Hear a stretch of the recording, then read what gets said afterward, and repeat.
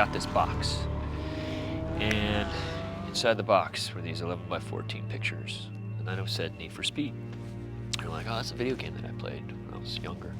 In between the cards, the artwork, they said, we need you, Michael Bay, to help us come up with a trailer.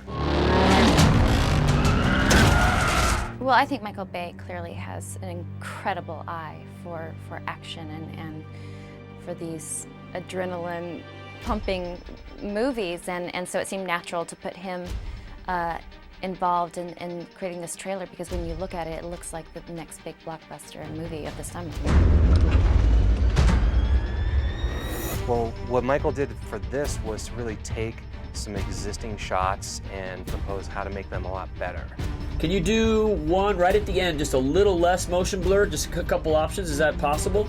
So like Michael likes to draw on the frame and really customize it, tell him, you know, how to shade things, how to angle things, where to add debris.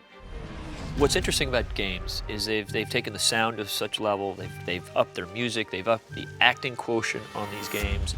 And they actually had a pretty impressive collection of what they did for the game. And now what Ethan has done with it is really taken it into the more of that marketing trailer world and made it kind of hyper real rather than just realistic. The story's about this guy Jack, who is indebted to some bad guys, and he needs to race across country. So for Need for Speed, it's the first time that they travel across the country, all these different views. It's also the first time where you get out of the car. Well, you know what's interesting about gaming engines? They're getting more sophisticated. The lighting's getting better. I was very impressed with this Need for Speed crew. They have a very filmic look to their stuff. Very good at their direction of camera work and stuff like that, of how it would actually look and feel. Well, like I said, I think it looks very cinematic, but you really still get the just great adrenaline rush of playing a racing game.